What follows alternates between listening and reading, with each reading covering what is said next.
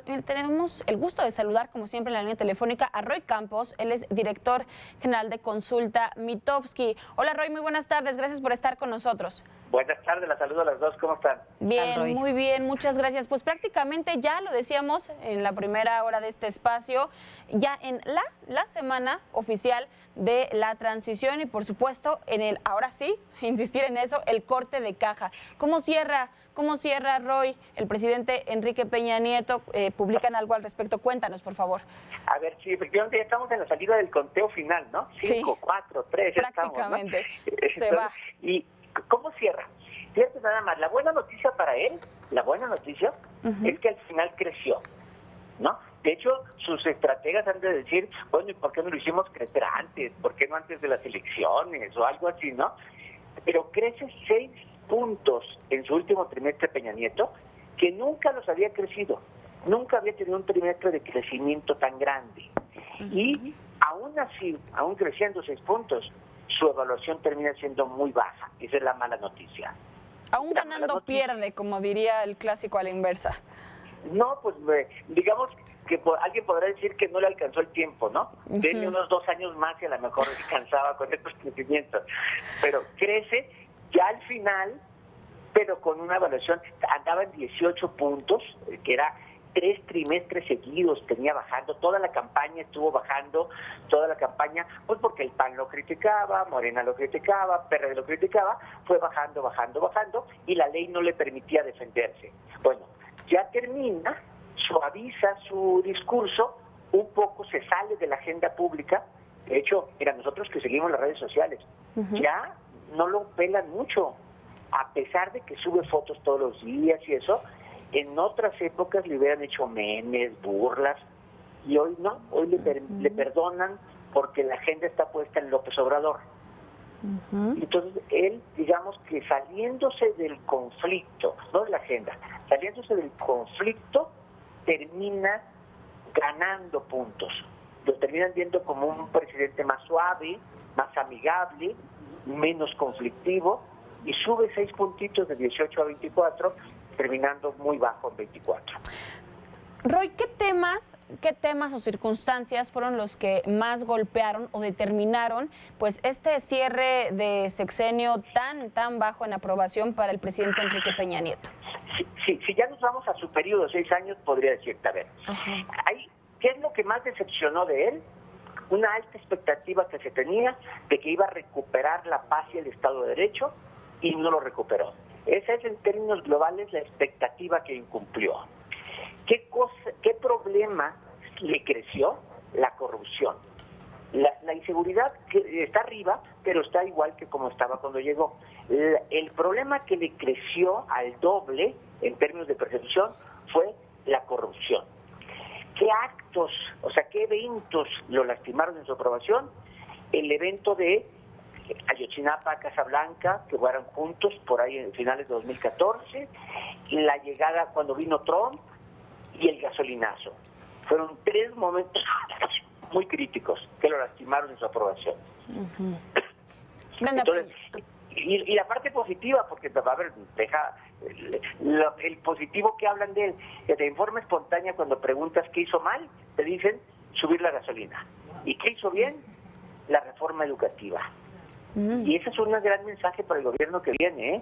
Lo que le aprueban al presidente es reforma educativa, tolerancia, la economía, que no se le deshizo.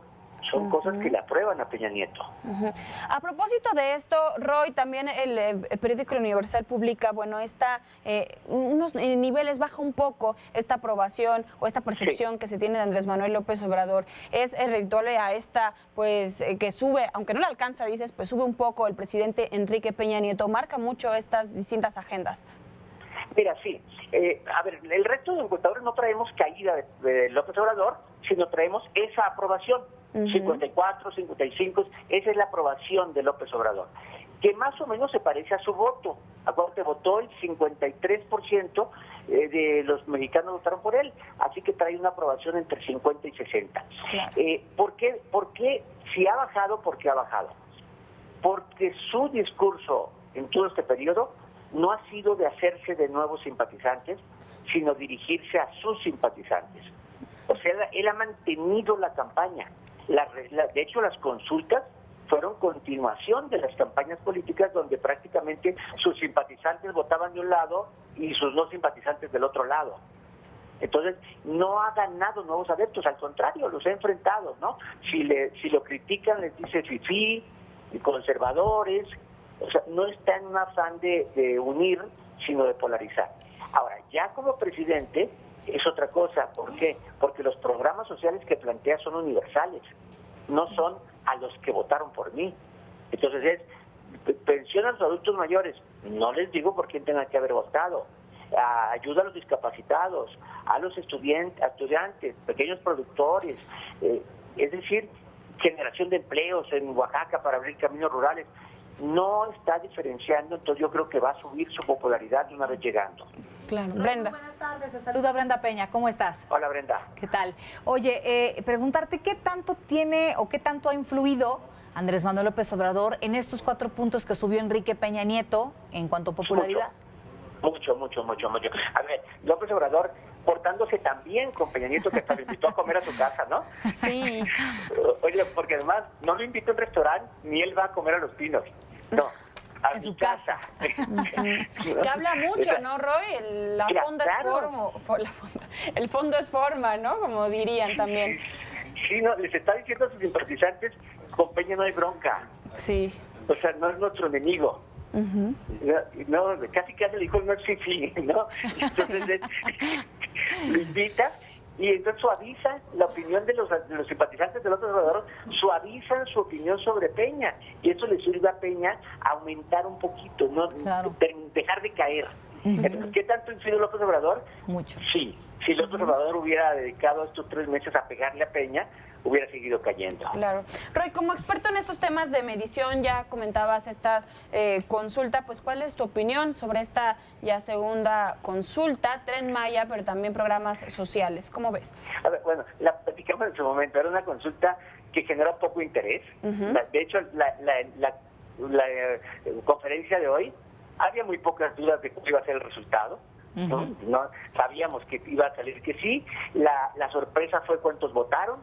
A todos nos pareció mucho, está bien, pero la consulta en sí no hay cómo defenderla técnicamente. Ya lo habíamos hablado. A ver, no tiene las características de transparencia, de cobertura, de legalidad, no hay ninguna característica que digas qué bien hecha estuvo la consulta, ¿no? Simplemente fue un ejercicio político de López Obrador que le salió bien, porque además, a diferencia del aeropuerto, que cuando dieron el resultado casi fue la debacle, no, en esta da resultados y nadie alega nada.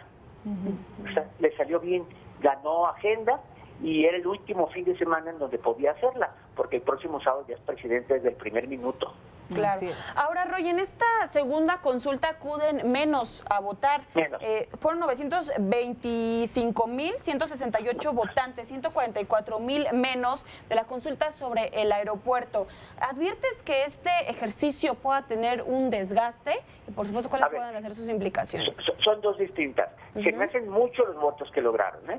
Porque en la otra había dinámica, había pleitos, había mesas de debate y había quien opinaba que debía ser Texcoco y quien no debía ser Texcoco. Aquí nadie opinó que no debía hacerse los proyectos que él decía. Entonces, el interés era bajo. Entonces, si logró 900.000 o más votos, yo creo que con 100.000 ya se tenían que dar por bien servidos. Así que 900.000 se me hacen muchos. Ahora, que las consultas han tenido desgaste, sí. Yo creo que ya no puede hacer otra parecida a esta. O sea, el presidente. Porque yo no quito que empezando el sexenio, Morena haga este tipo de cosas. Y el miedo que me da no es que Morena lo haga, sino que se contagie. ¿Quién te quita que mañana sale el alcalde de Tijuana a hacer algo igualito? Y digo, voy a poner 8 mesas, las pone donde quiere, y dice para ver si quieren que expulsemos a los hondureños. Y, o sea, que contagie esta forma de hacer política, ¿no? Entonces, lo que me da miedo es el contagio. Él ya no lo va a poder hacer, ya como presidente, ya es juzgado de otra manera, hay leyes, pero que otros lo puedan hacer, quién sabe. Y hablando precisamente de estos ejemplos, Roy, ¿tú adviertes o prevés podamos tener, no sé, alguna sorpresa? Digo, ya hemos tenido temas bastante intensos en muy poco tiempo de este proceso de transición. ¿En esta semana prevés algo que pueda dar un giro a cómo llega el presidente electo? No.